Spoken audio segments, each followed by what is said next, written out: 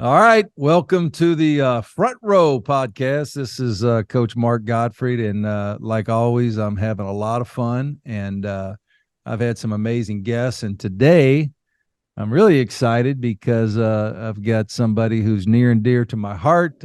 This guy I'm a huge, huge fan of. And I've got Mo Williams. A lot of people will remember Mo as an NBA champ with the Cleveland Cavaliers, and he had a phenomenal 15-year career in the NBA. And going way back, Mo was a product of Murrah High School in Jackson, Mississippi, and I recruited him when I was the head coach at Alabama.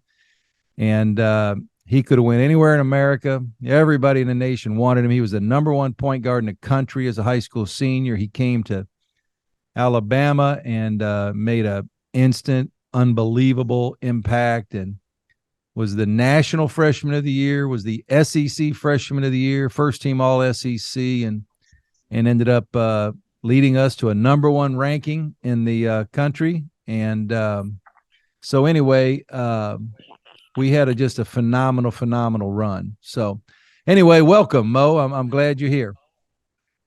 I appreciate you having me, Coach. Well, you and I go way back. So if we go back all the way to high school, and Yeah, you're playing over there in Jackson, Mississippi, I'm the coach at Alabama. I remember watching you, maybe one of the first times I watched you, and obviously fell in love with your game. I think I remember watching you at the ABCD camp in yeah. Teaneck, New Jersey, I Teaneck, believe. New Jersey. There you go. How about that? Teaneck, New Jersey. Yeah, But yeah. you come from great family. I loved your mom and dad. Your dad, rest in peace. Ike was just a wonderful guy. Your older brother Mike was, and still is, I'm sure, for you, a great mentor and a great older brother. Your mom Griselda. But talk a little bit about kind of that period. Your high school. You're starting to get good. You're kind of good, but when did you start feeling like, you know what, I'm pretty good at this, and I might have a chance to be a really good player and play in college, play in the NBA, all that kind of stuff.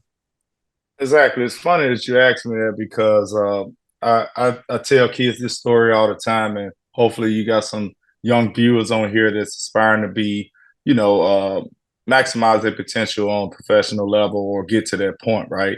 And it's always good to hear stories from guys like myself and the mindset and the focus that you have to have. And I remember as a freshman in high school, before you even came about in my life, um, I tell kids all the time, I had the wrong mindset going into high school as a freshman. I wasn't going to class. The seniors at this time, I don't know if it's changed or not. The seniors, they can leave at noon. They done. They don't have any electives. So I was leaving with the seniors, as a freshman. And doing all the things that I shouldn't be doing. And I played ninth grade ball because at Murrah High School, which we have a lot of tradition, and one of the tradition, freshmen don't play varsity. They don't give a damn how good you are. And I played ninth grade ball. We went undefeated, and all of a sudden we had a bunch of seniors on that team at the time when I was a freshman. All the seniors like, Coach, we have to bring this young kid up. So I ended up playing varsity as a freshman, and that's when my life changed. And when I came up as a freshman, playing against the Justin Reeds, the Provine, that's when Provine had the Provine posse, Justin Reed, Dave Sanders, all those guys. They had 5, 6 D1 players on one team. And I was a freshman and came in and played against those guys. That was my first high school game. I had 16 off the bench. And it just took off from there. I got a write up in the paper. And I remember seeing that write up in the paper, and I'm like, wow, wait a minute. I can use this to get out of a situation. I had my son at the time. KD was just born, and my mindset changed.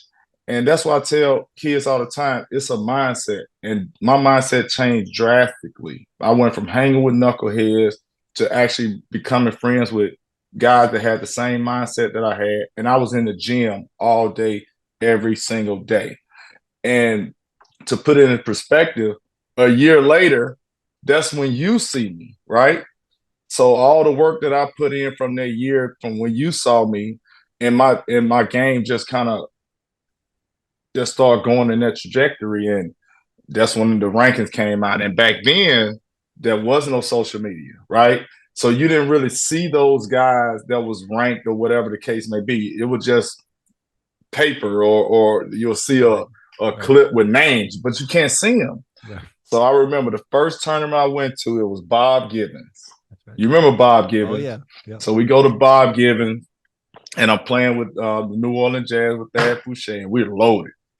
And Chris Duhon, myself, Justin Reed, Brandon Mouton, Dwayne Mitchell that went to Auburn, Jermichael that went to LSU. I mean, we was loaded, right? And I left that tournament, and all of a sudden, I was the top point guard in the country, number 3 in the country overall. And when that happened, my mindset was really shifted toward just being the best I can be, right? And not giving up that spot. And that's when my whole life changed. And that's when I just dove right into what I wanted to do. The knucklehead things that I was doing was canceled out. And the most important thing was to me was school and basketball. And I tell kids all the time, it's a mindset that you have to have, and you have to sacrifice some things to get to where you want to go. And that's where it started for me. And then as far as recruiting wise, going through that process, I remember every school, like you said, every school in the country was recruiting me. And I tell people this story all the time. You was going into when you started recruiting me, you had just got the job. And you was trying to, build this program up. They hadn't been to the tournament. I might be mistaken, but it got to be over a decade, 10 years or so. Long time. And you get the job, and I'm getting recruited by the UCLAs that was in the Final Four the year before, the Georgetowns. Leonard Hamilton was at Miami at the time. He was on me real hard. And obviously the Mississippi schools. And obviously I'm the reason you and Stan's beard. But one thing about yeah, there you go. So one thing about it is the reason I chose to go to the University of Alabama and play for you. Every time I looked up, you was there, right? That meant a lot to me. I don't know if you knew that. And not only you, it was the staff. And I take that approach. When I really want a kid, we all show up. Because I just go back to, hey, listen, I don't care what you say. They recruited the heck out of me, and everywhere I went, they was there. I don't care if we was playing Timbuktu and we was going to beat them by 70. They was there. And they showed that they really wanted me. And I remember when I committed, and people don't realize this, I was the top point guard in the country, and I committed going into my junior year. I didn't wait. So that's a credit to you guys, and especially you yourself and your staff for the recruitment that you guys did and the pressure you guys put on us, to get it done. Because I know you didn't want to wait too long to get too many people in the mix. So I know you can speak on that more than I can. But for me, it felt so authentic. For one, and it shows from our relationship even outside of college, to this day. I mean, we talking about over 20 years ago, and our relationship has been strong. I've been blessed to be even on your staff, to learn from you. I run the same offense you run, and for whatever reason, I got some of the same characteristics as a coach that you have. That's funny. So I've been blessed to be around you for a long time, man, and I'm grateful to really be a part of your coaching tree. Well, makes me feel good. Mo, when I go back, I remember going into Murrah one night, and I want to say it might have been either Callaway or Provine, and you had an unbelievable game. The place was packed. And there's another time, I want to say, if I can remember, you guys had to play because the crowds got so big. You had to go play at, I don't know if it was a middle school that had a big gym or another high school. Yeah, we had to play at a middle school that had a. Yeah, it was a big gym, and the girls played before you. And I remember there was a really good female player in the game. I think she may have ended up going to Alabama. But anyway, I just remember walking in there that night. Yep, Navonda Moore. That's it. And the place is packed, and you had to move the games because, you couldn't sell enough tickets in either gym. And it was just sitting there saying, man, this guy has a chance to be just a wonderful player. And so sometimes I think back, Mo, and I go, players like yourself. I've coached a lot of guys, and you have always had a very like intentional, serious, like I always say when players are honest with themselves, that's when they become great, because you were always honest. Like if you came to practice hard every day, if you had a weakness, you didn't make excuses, you worked on your weaknesses. Like you just had an approach that was I always thought kind of mature, much older than you were. Kind of you just had kind of a very mature approach. Where do you think that came from? Like, was there a person or your coach, or like where did that, or was that innate, just hey, I was born that way? I'm sure there are people that kind of instilled that, but you just had such an amazing approach, serious, competitive, and I think it's why you became such a great player. Well, absolutely. I mean, to echo that, I had a lot of people in my corner from the beginning. Fred Williams is one. Then came James Wright, rest in peace. Wow. You know, those two guys caught me when I was young, and they really fundamentally they really developed me, right? But to get to your point on my mindset on how I was and my approach and how I was, it was because I never thought about the NBA. I never thought about the NBA. Even in high school, that's what these kids get misunderstood today. In high school, because they rank this, they rank that, they're thinking they're already in the NBA. They're thinking that they're good enough to go to the NBA, and they don't understand it's a trajectory, right? You know, if you keep growing, you keep getting better, you keep that same mindset. Yes, you can be in the NBA. Yes, you can be this type of player. But if your mindset is not the same, you're going to get leaked. Somebody's going to jump in front of you because they don't have the same mindset as you, right? So my mindset always, I never thought about the NBA. In my mind, I never thought I was good enough to go to the NBA. I honestly, that was my mindset. So I just worked extremely hard. Just I wasn't a guy that was jumping over. I wasn't Derrick Rose per se. You know, I didn't have, I had some special qualities, but it wasn't nothing that stuck out that, oh, he's a bona fide NBA player.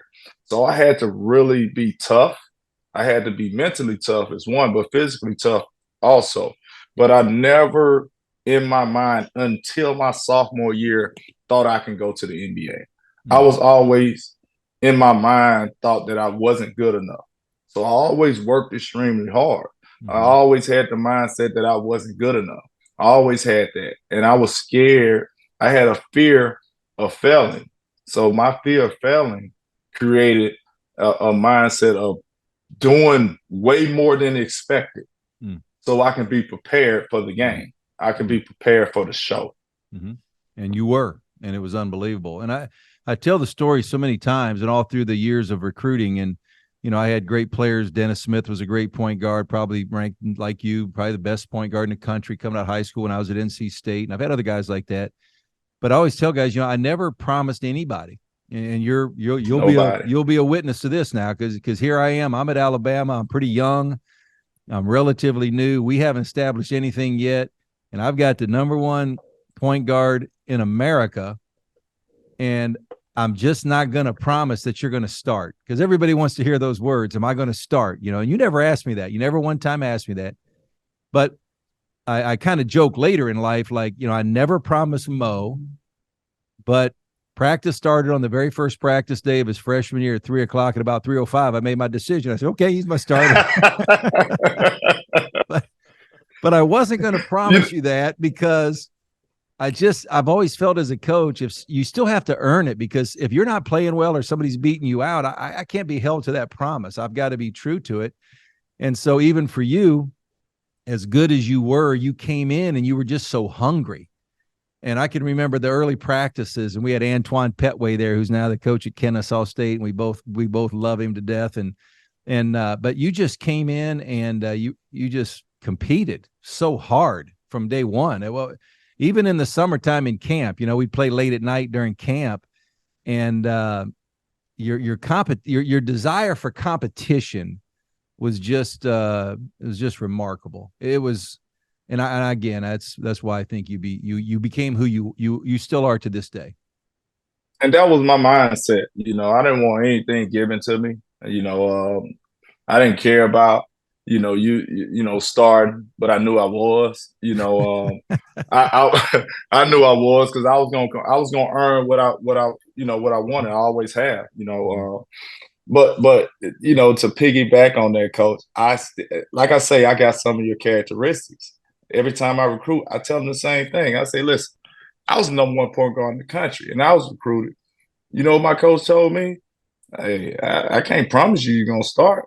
You got to come earn it. And I tell every kid the same thing when I recruit them, because I tell them, I said, hey, yes, in my mind, you could be a starter, or you may be a starter. But what if I tell you you're gonna start, and I got a kid that's hungry, that spends 6 months working on this game, have a different mindset, and come in and kick your behind every day, right? And if I told you you're gonna start, and then that kid earn it, and you don't start, now all you're saying is, "Oh, coach lied to me." And that's one thing that I always pride myself on. I'm never going to lie to a kid. Even if you don't like it, I'm never going to lie to you. Mm-hmm. When you were a freshman, I want to say at Alabama, I think maybe Louisville came in, or Utah, and we had to go to Utah your sophomore year. That's when we were ranked number 1 in the country, which a lot of people in Alabama forget. That's the only time in the school's history Alabama basketball has ever been ranked number 1 in the country, and we did that. But I just remember a couple of those games where even early in the season, you elevate. I think we beat Louisville so bad. Utah, we beat them really, really bad. They were a really good team, ranked. Really, beat them by 25. Just smoked them. And but again, as a freshman, the impact you made was crazy. And then I also remember, we go up to Rupp Arena at Kentucky, and there was Ain't won in 13 years. That's right. Hadn't been 13 years since Alabama hadn't won up there. Anyway, it was kind of a long rebound, and the ball came off and kind of around the foul line area. And Kentucky had 2 players trying to get back, defensive transition. They were trying to get back, and you caught this long rebound about the foul line, and you had a burst of speed, and you went right through them. And I remember sitting on the bench. I looked over there to my assistants. I tapped him. I said, "Did y'all just see what he just did right there?" Because your speed was so, and you laid in a layup, and I said, "Okay, here we go." And we went into Kentucky and beat them. That had to feel awfully good for you to, to accomplish and do that there. Absolutely. When you talk about Kentucky, I mean, you talk about the Holy Grail. I mean, you talk about the history, and as a freshman, you talk about going to Kentucky. I mean, and hold up, let's rewind. Now we talking about all these conferences, Coach. Remember, at that point in time, the SEC was the top conference basketball-wise in the country. Because when you go out, especially my 2 years there, we had 7 to 8 teams in the tournament both years. Both years. And you talking about competing in our league. I'm talking about Vanderbilt may come in there and beat you, at that time. It was tough, and to go into to obviously in the Rupp. I mean, you talking about, fans going crazy. We go in there and win that game. I mean, I can name a number of games. I mean, Tennessee was good at the time. I mean, they had Yarbrough, they had Hayslip, they had Ron Slay. I mean, you talking about a time when SEC basketball was at its peak. And Mississippi State was good, Ole Miss was good. I mean, Georgia was good because Jim was there, Coach Herrick. I mean, you talking about, every single night, and we dominated that league those 2 years. Remember our home record? We didn't lose at home.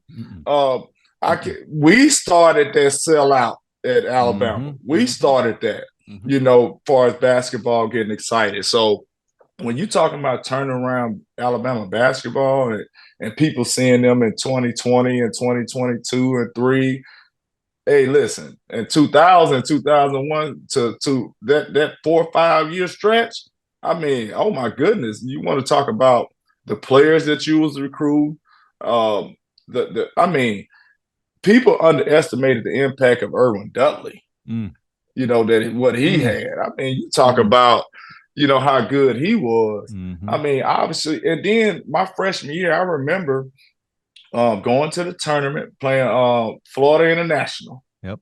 That was my first game in the NCAA tournament. And you were 9 for 13 from the field, 33 points. Mm-hmm. I mean, 9 assists. I mean, it was ridiculous, you know, and just the impact we had from a basketball standpoint. And at the time, yes, that was it's always going to be a football school, but at the time, basketball hasn't did much, you know, and just to have that synergy, that 2001, 2002, 2003 team, and then obviously I left and went into the draft and went to Utah, and obviously that same team that I left went to the Elite Eight, and I kicked myself all the time. And I say, God, what if I just would have stayed one more year? We went to the Elite Eight with the same exact team, and if I was there. So I kicked myself with that. I don't regret it, but I kicked myself just kind of what could have happened.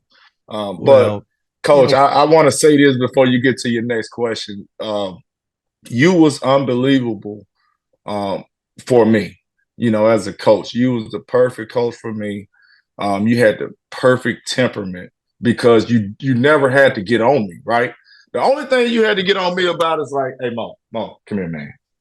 Hey, man, you gonna have to go. You got to go to class, man. If you don't go to class, I can't.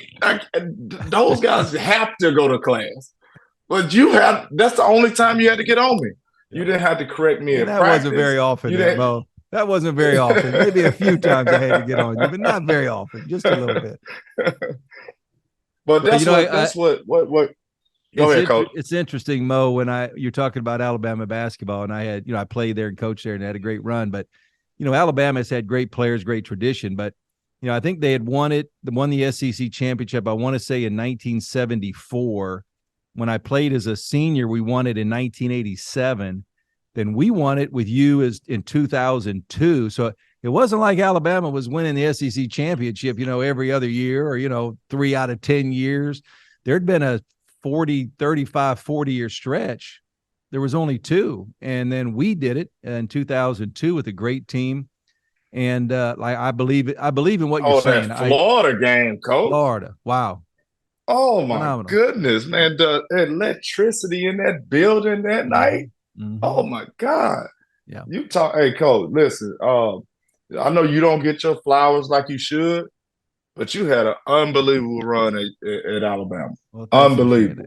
Thank you for sharing. Unbelievable. It was a great time and a lot of fun. And I was so lucky to have guys like yourself. And Mo, you did so much to elevate, along with the other players, elevate the program back, to where, they had won in the past some, but what you guys did was really special. So now you're off to the NBA, and I headed out to Utah, and I was actually really excited because Jerry Sloan was a coach, and some of the things they ran were a little bit similar to what we did. Yep. And so I felt, okay, it's a system he'll have to learn. And Jerry Sloan was probably one of the greatest coaches, in my opinion, ever. But I thought that might have had a little bit of an advantage. A couple guys got hurt and kind of gave you another opportunity right off the bat as a rookie. Exactly. And boy, you took advantage of that, which a lot of players today don't understand. Sometimes, you get an opportunity, and you've got to be ready when your opportunity comes. And I think it was Mark Jackson might have retired, maybe, if I get this right. Mm-hmm. And John Stockton. John Stockton had just retired. And I think there was another kid that hurt his knee. Was a foreign. Raul Lopez. Raul Lopez. Well, now all of a sudden, here's the rookie, and the rookie gets a chance to play a little bit more. But what you did, Mo, is you took advantage of the opportunity that was presented to you. And now you're coaching, and you might have some guys sitting down there a little bit that they may think, well, I'm never going to get to play, but you just don't know exactly when that opportunity is going to come. But for you, when it came, you were ready. And not only were you ready, you took advantage of it. And there was no looking back from that point forward. Absolutely. You took the words in my mouth. I'll get back to my team, but for me, in that situation, that was I tell people all the time, that was the perfect place I could have went, right? As a rookie. They run guard cut just like we run. I'm talking about similar. NBA game, shot clock is slow, so it's quick hitters out of the guard cut. But I'm used to coming guard cut, coming off pin downs and things like that. So it was easy to really kind of get into that system. Um, but one thing that I loved about Jerry Sloan and Phil Johnson, they ran that program like a semi-college. It wasn't. I didn't become a professional athlete until my second year, until I went to Milwaukee, until I realized like, oh wow, okay, now I'm in the NBA. Because what happened was my rookie year, it was still the same. The assistant coaches would grab you, they will make you work out, they will put you in the gym, you will go over the offense, they will communicate with you, they will make sure your mindset is where they need it to be. Just like college, you always got to communicate with guys. You got to get them on the same page. It's kind of my way, not your way type of college atmosphere. And that's how it was in Utah. And it wasn't like that everywhere else. If you ain't getting your stuff done on your own and you ain't ready to play, you're not going to play, and you're probably not going to be in the league long, right? But that's what I tell guys all the time. And I tell guys this story my rookie year. I came in as a second round pick. I was third point guard on the depth. And obviously, we had some injuries happen. And all of a sudden, I ended up playing in 60 games. We didn't make the playoffs that year, but I played in 60 games and played some significant minutes in some moments, right? And from that point on, that opportunity catapulted me to where I went to Milwaukee the next year. So what happened was Utah loved me. Jerry loved me, but they didn't expect me to have that type of rookie year. Then all of a sudden, Milwaukee coming and trying to pay me some money, and Utah like, whoa, wait a minute. We just wanted to get them back for the minimum. And all of a sudden, Milwaukee come with some money, and that's how I ended up leaving Utah. But I wouldn't have that opportunity with Milwaukee if I didn't take advantage of the opportunity Utah gave me. And I took fully advantage of it. Mo, you played for some different coaches in the league, and we'll talk maybe in a minute about some of the players you played with, but the coaches in the league you played with, who stood out to you and why? Like who just, man, that guy was really good, or, he was unique, or who and why in the NBA? I'm gonna name a few because even my mentality, how I coach, I really got a lot of tidbits of a lot of coaches that I really admire, that I played for, stuff that their mindset. To start with you, I run your offense mixed with a little stuff that I do, obviously, but going into the pros, like Mike Brown is a defensive-minded coach. His philosophy defensively, I use that with my team today because I think he's from a defensive mindset. His scheme, I mean, they work on any level. Jerry Sloan, for one, just his temperament in practice, just on how he hold guys accountable. I always admired that. I remember a quick story. We're in Utah. We come into halftime. Greg Ostertag, he playing like crap the first half. And I just remember going into we in the halftime. I'm a rookie. So I'm sitting down. We're waiting on the coaches to come in because we come in first, and about 5-6 minutes later, the coaches come in. They got to meet first. So Jerry has something on his mind. So we come in at halftime, and all of a sudden we sitting down, and Jerry just grabbed a bag of ice. It was in the ice, when you put ice on your knee, but it's already in the bag. He just grabbed the ice and just throw it at Ostertag. And it kind of hit, it didn't hit him, but it just kind of hit his locker. I remember it's just like yesterday. And Greg get up and Jerry get up. He said, Jerry, I don't want to, use no profanity on here, but he was like, come on, mother. And I'm sitting there as a rookie, like, at the time, Jerry is like 75. So I'm looking at myself like, what the hell going on here? But I knew what he was doing. Greg came out the second half. He was more animated. He was more aggressive, and he played well. So just holding guys accountable, no matter who he is. Another story about Jerry. They had my rookie year. They just gave Karolinka damn near $100 million. So at this time, that's like 200 today. And we just started practice doing 3-man weave. And Jerry, this is the beginning of practice, and we sprint and Karolinko, he just kind of sprinted a little bit. And he just blew the whistle, like just went off. Like, God damn it.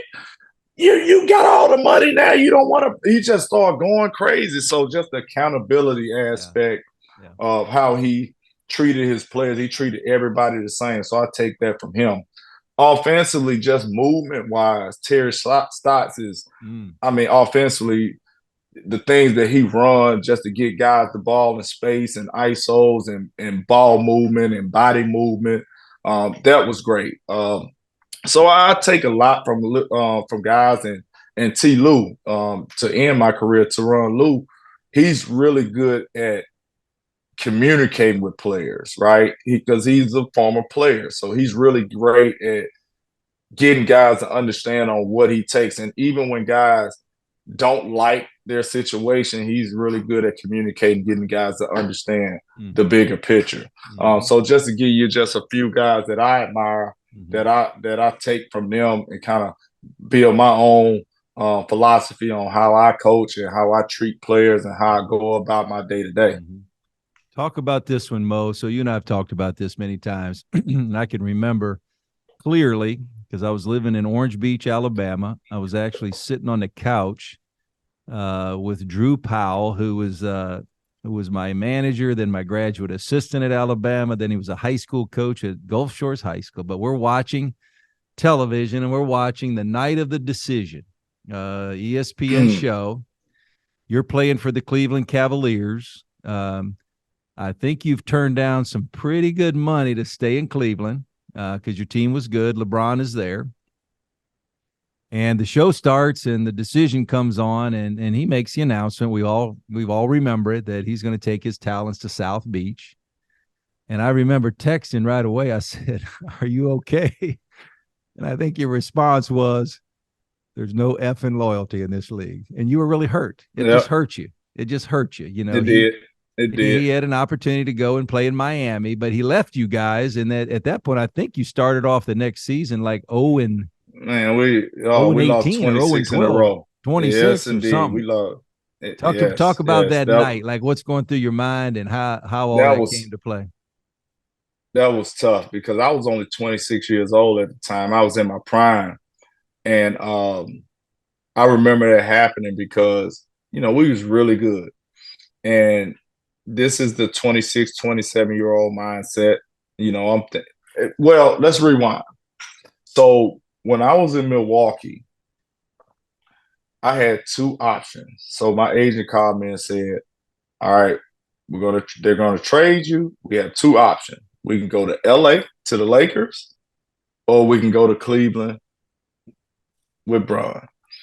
So I'm thinking to myself, Bron young, we about the same age. Man, I could play with him forever. Kobe, is a little older. I don't know how much longer he had left, even though he is still playing, 10, 12 years after that. But at the time, I'm thinking like, I can go to Cleveland. I could be there forever, So that was my mindset. So going there, and we was winning. And obviously, I was getting better and better. That was my first time actually playing on that level. I was in Milwaukee, no TV game, really no big games. So now I'm getting in big games. I kind of underachieved in some playoff appearances, and looking forward to the next opportunity as I get older. And then all of a sudden the decision comes. And then all of a sudden that's gone. And be honest with you, that kind of changed my trajectory of my career, from that. I was impacted from that. Because I sacrificed a lot of my development in my game to play in Cleveland because I was off the ball a lot. I'm known as a great shooter now, but I was really more off the bounce, with the ball in my hands a lot. But I changed my game to really benefit Bron. That's why we was a really good tandem. So just getting back to the young mindset, I was really hurt and immature of how to handle it, for one.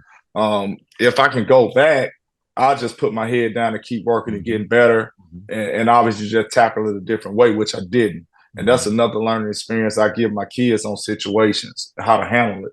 And I didn't handle it right. And I got mad. I got depressed. I took a step back in my development. Season came. We was losing. So I'm frustrated with that. And then at the time when you're that young, you don't understand the business side of it. Mm-hmm. You don't understand now. We're really bad, so we really don't want to win a lot of games. Mm-hmm. And I'm coming from 3 seasons in a row. We're number one in the East. You know, we winning 60 plus games every year, and now we're having a rotation of how we're playing. We're really not trying to win no basketball games. So that was really frustrating to me. So that didn't help at all. So I ended up getting obviously traded at the middle of the year because I was frustrated. I was depressed, and I didn't handle it well. And looking back on it, you worked with Dallas, so you understand when guys not happy and things like that, you got to get rid of them. Mm-hmm. And that what happened. I ended up going to the Clippers, but Mm-hmm. I would say how I handled that situation, it didn't help my career going forward.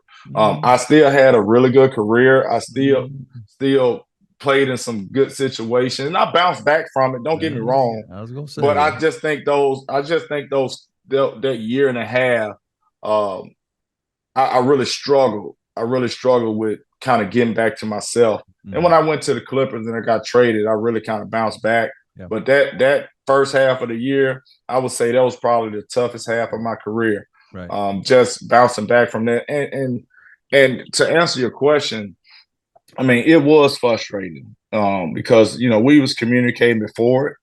I think I would have handled it better if I knew the answer before he told the world. Right. You know, it shocked me, Right. you know, and kind of looking back on it now as we sit here talking, Right. I mean, you got to do what's best for you, right? So, but I didn't have, I trust me, I didn't have that mindset at the time at 26, 27. I always felt, Mo, that in that little couple 2 or 3 years right after that, I'm gonna get my teams right here: Clippers, maybe Minnesota, and Charlotte in there. If that was right, but I thought it was the Clippers. It was the Clippers, then Portland, then Utah. Yeah. But I felt like it kind of it probably grew you up a little bit as far as the business side of things. It probably matured you because you were probably a little hurt and you'd made some decisions based, you know, for your career based on that. So now I want to say you're in Charlotte at this point, and now LeBron is going back to Cleveland. And here comes the call. We want Mo to come join us and come back to Cleveland. And I think you and I may have talked about this one time. The owner, Dan Gilbert, may have even called you, but talk about a little bit about your mindset, like what went into that to say, okay, because, you know, like a lot of people in life, you get hurt, you know, you're hurt, feelings. We all got feelings. I got them. We all have feelings. My feelings got hurt a little bit, but now they want you back. Now they want you back. So what's going through your mind at that point? I was mature at this time. You know, I let it go. Because in the process of Bron leaving the first time, I said some things that got back to his camp that he didn't like. You know, he said some things that I didn't like. So it was kind of a back and forth with that. But it wasn't a beef. It was just kind of just unsettling, right? Just our relationship just wasn't the same, that type of situation. And the year before I went back to not Milwaukee, but Cleveland, I was still playing at a high level. I was in Minnesota the year before. We was not winning basketball game, but I popped up one night and had 52. That's right. You know, and I'm still playing at a high level. And then we so bad, and I remember this call. It's a week before trade deadline. Flip, rest in peace, Flip Saunders called me. He said, "Hey, Mo, I'm calling." He called me, and that was just out of respect. And he called me. He said, "Hey, I'm just letting you know that we're going to trade you, and the reason why is because you deserve to play for one, and you deserve to compete for a championship somewhere." And he said, "You know, we're not winning, and Zach LaVine was a rookie, and we're going to play the rookie the second half of the year." And I respected that. Yep. So I was supposed to go to the Lakers again. That didn't happen. Cleveland was trying to get me to a buyout because they didn't want to trade for me. They wanted to keep their piece. They wanted me to get a buyout from Minnesota, and I was supposed to go to Cleveland before that. And Flip said, "I'm gonna trade you, but I ain't giving your ass away. You know, I got to get something back." So I ended up going to Charlotte to finish the Okay. year. Had a really finished the year, finished strong. Kimball was hurt when I got traded. So let me give you one thing. So yeah, I was in Minnesota that year. They in the Western Conference. Charlotte is in the Eastern Conference. I'm one of the only players in the NBA that has won Player of the Week in both conferences in the same year. Wow. So when I won player of the Week in the Western Conference, get traded to Charlotte, and 3 weeks later I win Player of the Week in Charlotte, averaging 27 a game because Kimball was hurt. Then I finished that year. Then here come Cleveland, so I'm a free agent at this point, and Cleveland called. I talked to Braun. I talked to his people. I talked to Dan Gilbert. So Kyrie is hurt. He's going to miss the first 20 games of the season. So they called me saying we need somebody to step in for him. You're the perfect guy. Blah blah blah. I get on the phone with Braun people. We make sure our relationship is good enough to how I'm feeling, how my mindset is, and my mindset like, listen, all that's behind me. We good, and it was vice versa. It was the same with him because it's about winning basketball games at this point. And I come back and I start the first 20 so games, averaging about 14 and 8, playing about 35, 36 minutes a game. And when Kyrie came back, and I tell kids this story all the time, Kyrie came back on Christmas, right? I didn't play. So I started playing 35 minutes, then all of a sudden Kyrie come back. From a mindset standpoint, I'm like, well, Kyrie coming back, he gonna start. I'm gonna play the backup minutes. It's a no-brainer. No, I'm not thinking as a coach. I'm not thinking like, no, Kyrie gonna start. Deladova, he's still gonna get the backup minutes because he complimented Kyrie, just like he complimented Mo. I wasn't thinking like that. So I get on Christmas Day. I've been playing every game. Christmas Day, I don't get in the game. I'm like, oh, wait a minute. Something ain't right. I go through another lull, for a month, because I'm thinking to myself, as competitive as I am, it's been a long time since I haven't gotten in a game. Just imagine that mindset. And I tell kids this story all the time. You got to always stay ready. You got to always trick your mind. You got to be stronger than your mind. You got to trick it. And I had probably about right when it happened, Christmas Day, the month of January, I was done, just out of it because I couldn't figure out why I wasn't playing. And we were still winning. I couldn't figure out why I wasn't playing. Then February happened, we go on All-Star break. So one thing about outside noise, right?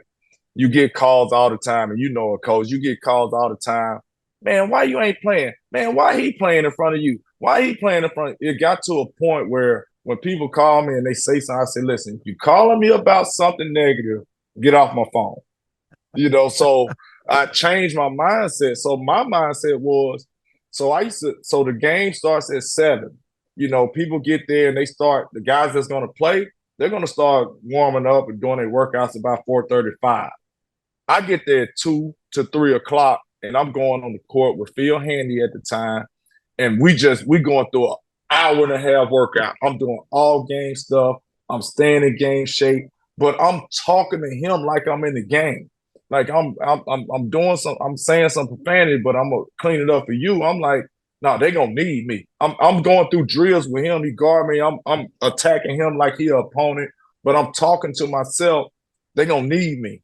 They gonna need me. They gonna need me. They got me effed up. They gonna need me. Like that was me motivating myself, not making excuses or sitting back pow, which I was in January. And it didn't change. We go from February, March, April, end of the season, we start the playoffs. I'm only getting minutes when we up 20, to get guys rest. Get to the playoffs, we get to the finals. The finals. I haven't played in the playoffs. We're down 3-1 against Golden State. Mm-hmm. And this is why I tell kids to be ready and you never know. T. Lou never communicated with me, never said, hey, Mo, be ready tonight. Never. I'm sitting over there game 5. this daily time, because at the time in the NBA, you're gonna know when you coming in, when you coming out. It's already slotted. You know the minutes, unless somebody in foul trouble. This is the time where Kyrie get his rest, get his blow. Kyrie gonna get about 15 minutes of rest each game. And that's the backup minute. He said, Mo, I was on one knee because I never sat down. I was at the end of the bench. I was on one knee. He said my name. I sprinted to the scorer's table. I was already ready. He never spoke to me, never told me I was going in. And you go back and look at my stats in game 5, 6, and 7. I'm 15 minutes. I'm 2 for 3 from the field, 3 for 4 from the field. Guarding my matchup. I'm guarding Sean Livingston. That was my matchup at the time. He's 6'8". I know what he's going to do. I know how to guard. I'm already locked into the scout report. I wasn't checked out. I was ready to play. And looking back on that, we won game 5, 6, and 7. The only time it's been done in NBA history, finals history. And I'll give you one tidbit. That year, Golden State, remember they won 69 games that year. They won 69 games that year. They didn't lose 2 games in a row the entire season. Not the entire season. And to lose 3 in a row was something special. And I was a part of all 3 of those games, playing about 15 minutes. So I give kids that story all the time. You never know when your name is going to be called. And when your name called, you better be ready, because there ain't no excuses. Right. You know, Mo, you're there. It's game 7. You guys were down 3-1.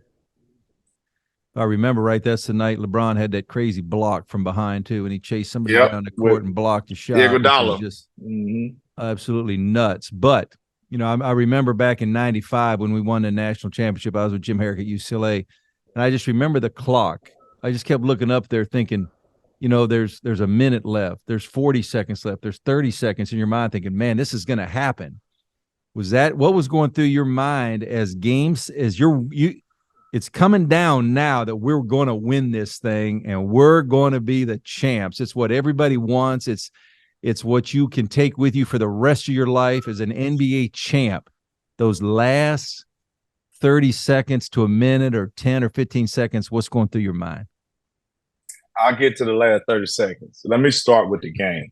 So the whole game, the lead, neither team led more than 5 points the whole game, right?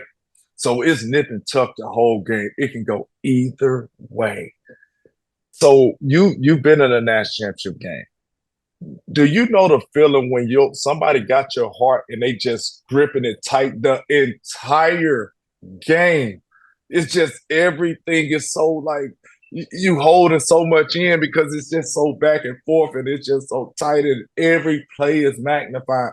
People don't understand when you're playing on that type of level how much every possession matters. Everything. I'm talking about the guy that plays 10 minutes, the guy that plays 20 minutes. Those minutes are important. If you have an impact in those few minutes, that helps us win this game because we need all that.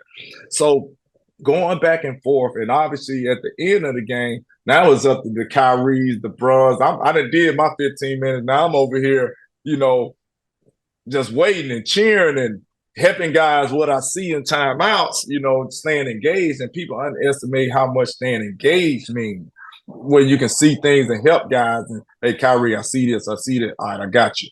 But getting back toward the end of the game, the last 2 minutes of the game, the last minute of the game, and you just kind of sitting up there and that block coming to picture, because that block was down the stretch. And that block was so huge. It was so huge. And obviously the stop, people don't remember Steph Curry got switched on Kevin Love down the stretch under a minute. And now we asking Kevin Love to stop, stay in front, don't let him pull up, make sure you make a tough shot in that moment. And if you go to State, you're like, wait a minute, I got Steph and I got K Love on a switch. That's all we need. And to get that stop and to get the ball in Kyrie's hand for that step to the side on the right wing 3 ball to kind of seal the game. When you talk about your heart is somebody just gripping it so tight where it don't even feel like it's beating. And you're looking at the clock and that 30 seconds feel like 30 minutes. and you just saying, man, just come on time, come on time, come on time. And you can relate. When that clock goes 0, 0, 0, it's an emotion that you can't explain and you can't control. So you just don't. It's almost like I tell people all the time. It's like when you're watching Talladega Nights with Will Ferrell. Like he don't know what to do with his hands.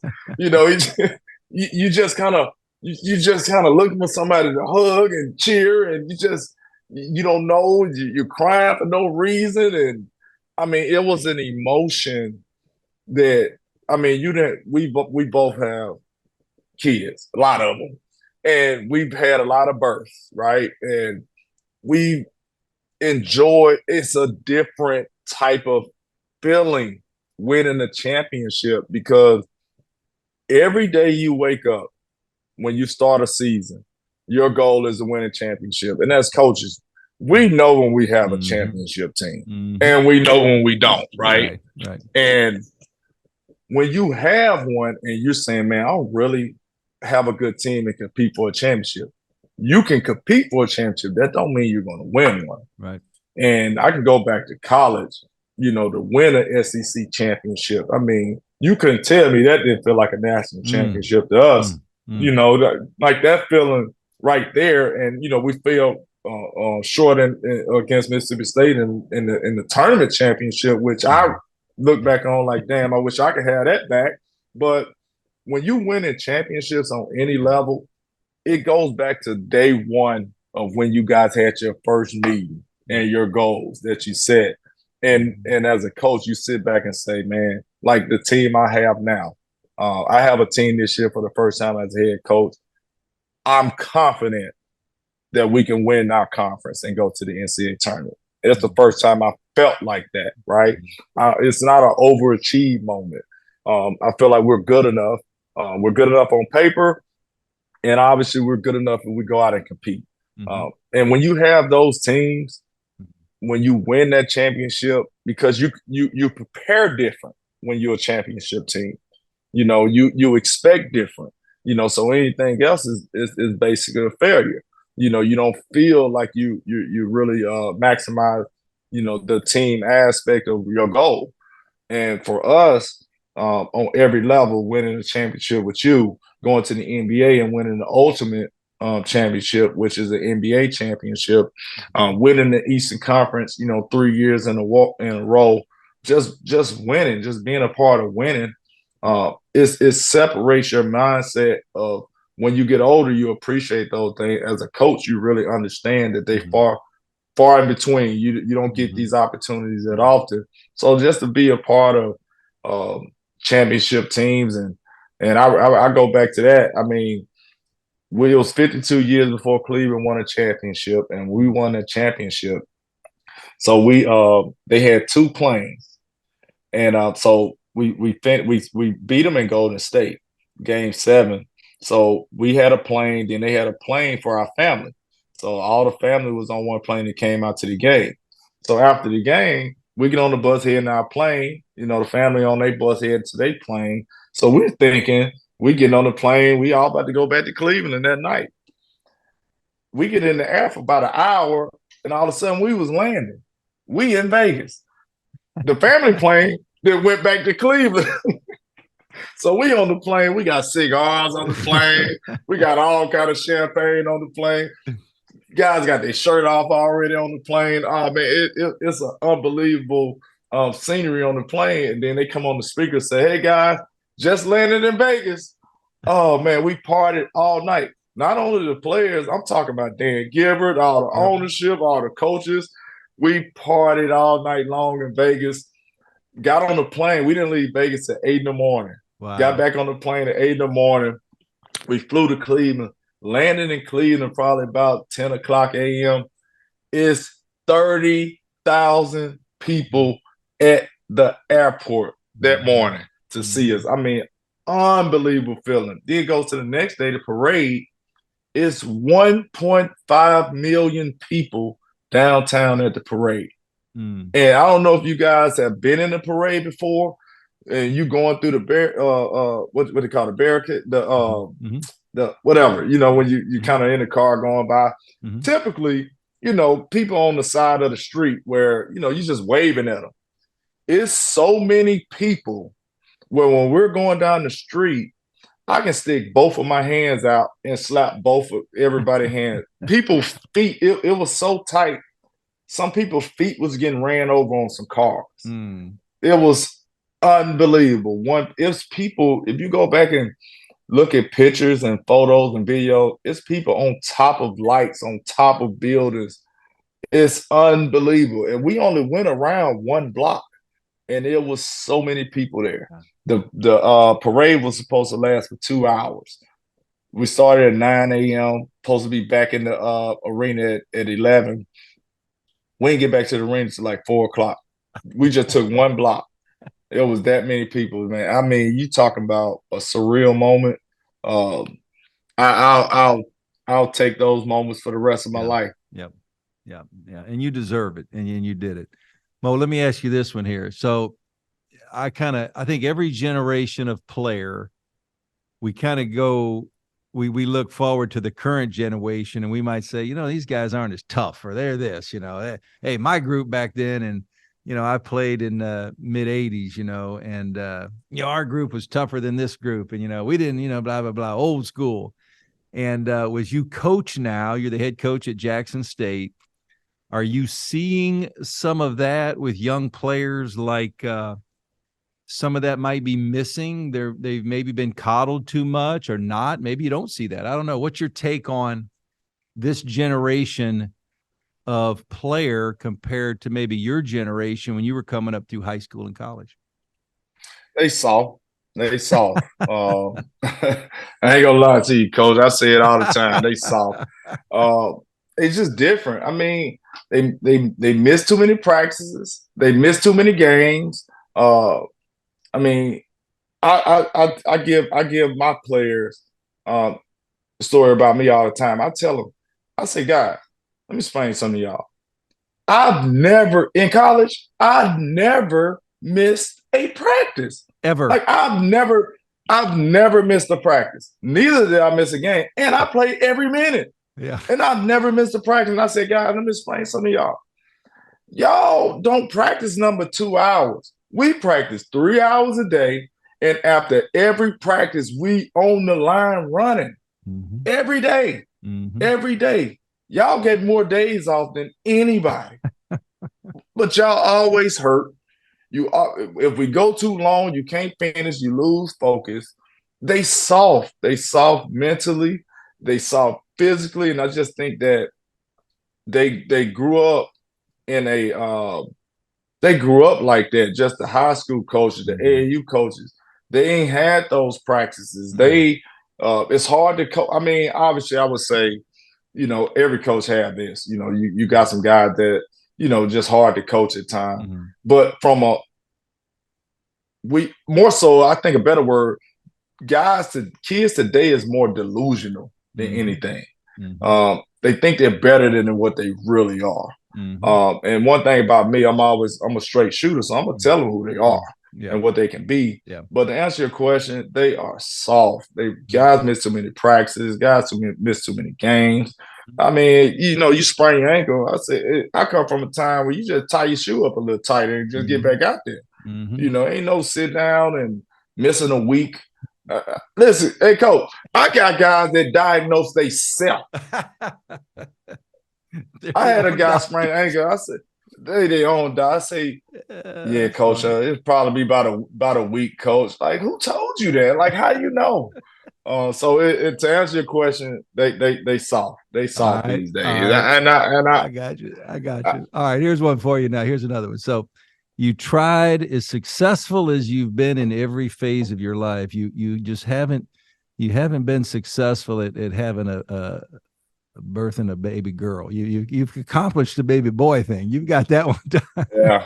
We're on number 6. I know. I think 7. 7. All right. That's right, KB. Yes. You got 7. All right. Yep. So 7 boys.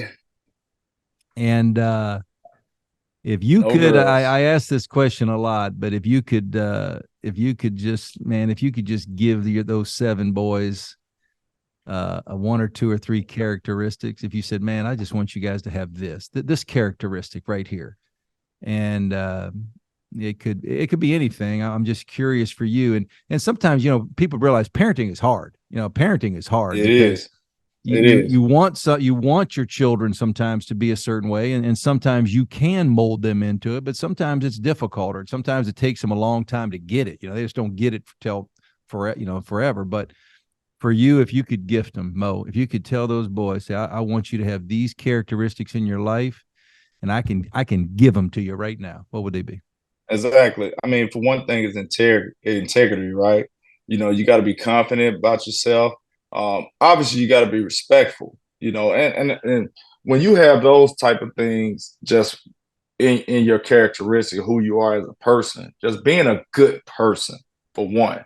Um, that's what I look into my boys, and I want them to be for first and foremost. And if you're a good person, you have integrity.